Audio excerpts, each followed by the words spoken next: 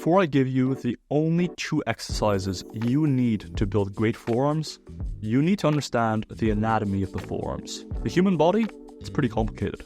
We're capable of so much movement, different muscles do different things. However, as far as the biggest muscles of the forearm go, the ones you need to care about to look jacked, we can group them into the 2 functions they are responsible for. First, we have wrist flexion and finger flexion. These actually go hand in hand. Pun fully intended. Wrist flexion looks like bringing your hand towards the lower part of your forearm. Finger flexion involves curling your fingers from their fully straightened position. The muscles responsible for wrist and finger flexion are around twice as large as the next group of muscles. The second group of muscles is responsible for wrist extension, bringing your hand towards the top of your forearm. These muscles are smaller but do still make up a reasonably large chunk of the forearm. Pop quiz. What sets these functions apart? That's right.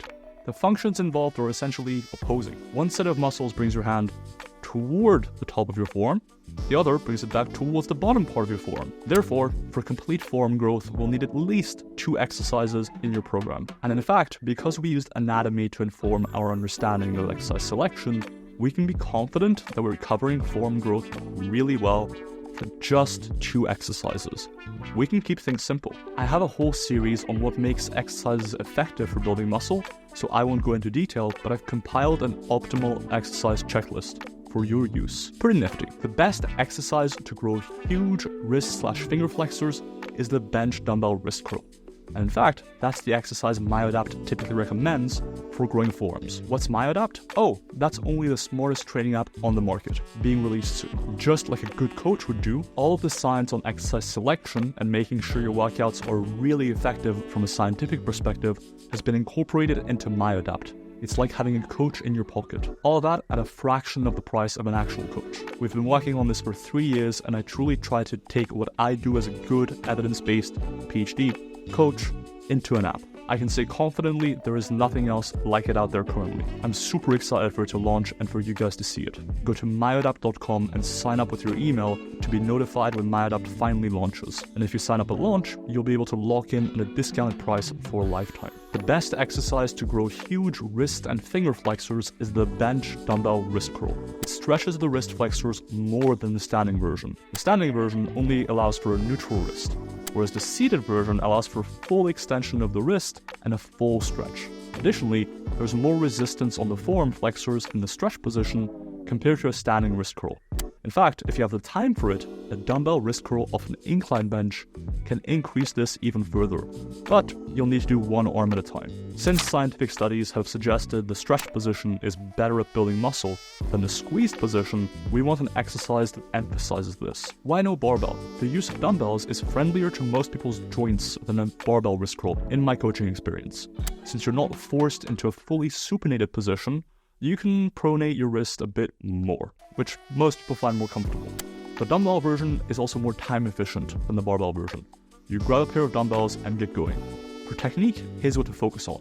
First, make sure you let the dumbbells roll all the way into your fingertips, since we also want to train the finger flexors. On top of that, this will provide an even deeper stretch in your forearms, potentially increasing muscle growth. Control the weight down for around 2 seconds. Pause for a second in the full stretch, and come back up. For even more stretch emphasis, consider performing partials, staying exclusively in the stretched half of the movement. Just come up until your wrist is in a neutral position, parallel to the bench. Lengthened partials are no excuse to let tempo and every other aspect of good technique go to shit. Exercise number 1 is the bench dumbbell wrist curl. Exercise number 2 for our forearm extensors is the bench dumbbell wrist extension. Many of the benefits of the dumbbell wrist curl for the wrist flexors apply verbatim to the wrist curl, so I'll just put them up on screen either side here. To incorporate these 2 exercises, I would do them 1 to 3 times a week, each for 3 to 5 sets each time each. This will get you 5 to 15 direct sets across the week, which is plenty for most people, considering you'll get some indirect work from compound exercises. Especially if you stick to the bottom end of these recommendations and you're just in this for bigger forearms and would rather not tie them out for extracurricular activities. Take these sets to failure. I would always superset these two exercises. It just makes too much sense not to. You'll see similar performance and muscle growth, but save time, according to around 3 studies now on antagonistic supersets measuring muscle growth. You can stick these exercises at the end of any workout.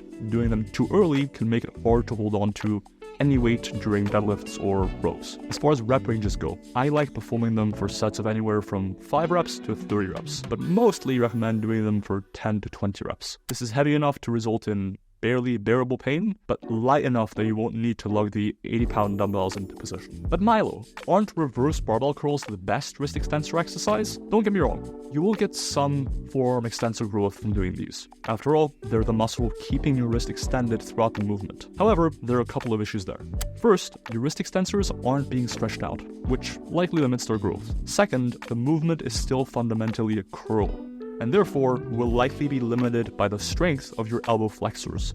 An isolation movement that trains the extensors directly in their stretch position will almost certainly grow more muscle than the reverse barbell curl. Bonus benefit of the bench dumbbell wrist extension. You can easily superset these with the bench dumbbell wrist curl for a complete forearm workout out of the comfort of your, wrong forearm workout. Are you afraid of injury by training forearms? There's no real reason to be. Lifting weights is very safe, and in fact, bodybuilding training has some of the lowest injury rates of any sport you can do per 1,000 hours. And anecdotally, my wrists have never felt better than they have since I started training my forearms. It's almost like your body is adaptable and resilient and gets stronger as you train it. Nah, I'm just kidding. There's no way that's true. I anticipate there'll be 2 responses to this video. Commenter 1. You will say something like, stop overcomplicating lifting, you fucking science pencil neck nerd. I'm sorry, bro. If your brain can't memorize 2 exercises that you can do for the rest of your life, lifting weights is the least of your concerns. Commenter 2 will rebut, there's no way just 2 exercises suffice for maximizing muscle building. My honest response? It should be enough for the vast majority of your gains. There might be something to changing exercises now and then for regional hypertrophy, but I think you can get 80+% of your gains by just being smart with your exercise selection. So yes, the bench dumbbell wrist curl and bench dumbbell wrist extension are the only 2 exercises you need for huge forearms. Just maybe not the hugest. Talking about the hugest, you know what I think should be the hugest clothing brand in the fitness industry? Rascal Apparel. They make super nice t-shirts, just like this one, nice designs, durable, my favorite training clothing, very comfortable for training, and they should be bigger. And that's why I'm sponsored by them. Go to rascalapparel.com, shop any designs you like, and use code WOLF at checkout for 10% off. I can speak extremely highly of their clothing. And as you may or may not have noticed, I don't take on sponsorships too lightly. I only take the ones I actually believe in. A YouTuber with morals? Nah, that's a myth. Dr. Milo Wolf, forearm connoisseur. See you next time.